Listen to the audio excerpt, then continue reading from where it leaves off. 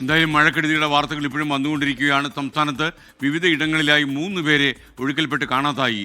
പാലക്കാട് കോട്ടായിയിൽ കുളിക്കാനിറങ്ങിയ വിദ്യാർത്ഥിയും കാസർഗോഡ് കവായിയിൽ മീൻ പിടിക്കാൻ ഇറങ്ങിയ യുവാവിനെയുമാണ് കാണാതായത്.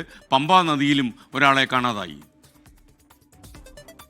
ഉച്ചയ്ക്ക് 12:30യോടുകൂടിയാണ് പാലക്കാട് കോട്ടായി ഭാരതപ്പുഴയിൽ 2 വിദ്യാർത്ഥികൾ ഒഴുക്കിൽപ്പെട്ടത്. കുന്നംപറമ്പ് തണ്ണിക്കോട് സ്വദേശി സവിതയുടെ മകൻ സുഗുണേഷ്, മാത്തൂർ സ്വദേശി അഭിജിത്ത് എന്നിവരാണ് ഒഴുക്കിൽപ്പെട്ടത്. അപകടത്തിൽപ്പെട്ട സുഗുണേഷിനെ രക്ഷിക്കാൻ ഇറങ്ങുന്നതിനിടയിലാണ് അഭിജിത്തും ഒഴുക്കിൽപ്പെട്ടത്. നിലവിളി കേട്ട് ഓടിയെത്തിയ പ്രദേശവാസികൾ അഭിജിത്തിനെ രക്ഷപ്പെടുത്തി ആശുപത്രിയിൽ പ്രവേശിപ്പിച്ചു. കഴിഞ്ഞ ദിവസം മലമ്പുഴ ഡാമിന്റെ ഷട്ടർ തുറന്നതോടെ പുഴയിൽ ശക്തമായ ഒഴുക്കാണ്. അഗ്നിരക്ഷാസേനയും ആലത്തൂർ കോട്ടായി പോലീസും ചേർന്ന സുഗുണേഷിനായുള്ള തിരച്ചിൽ തുടരുകയാണ്. ഈ അഭിജിത്ത് എന്ന് പറയുന്ന പയ്യൻ മറ്റൊരു പയ്യനെ രക്ഷപ്പെടുത്താൻ വേണ്ടിയിട്ടാണ് പുഴയിൽ ചാടിയെന്നാണ് നമുക്ക് മനസ്സിലാക്കാൻ വേണ്ടി കഴിഞ്ഞത്. കടക്കുമ്പോഴേക്ക് എന്നെ തള്ളി വെള്ളം.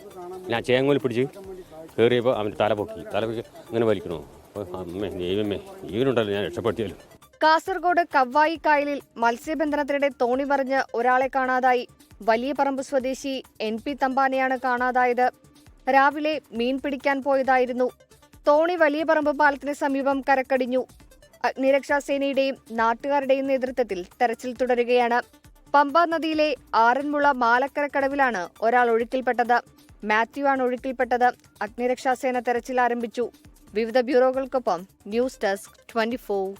ലോകത്തെവിടെയായാലും ഏത് സമയത്തും 24 വാർത്തകളും ഓഗ്മെന്റഡ് റിയാലിറ്റി പാക്കേജുകളും എക്സ്പ്ലെയിനറുകളും വിശദമായി കാണാൻ ഞങ്ങളുടെ യൂട്യൂബ് ചാനൽ നിങ്ങൾക്ക് സബ്സ്ക്രൈബ് ചെയ്യാം.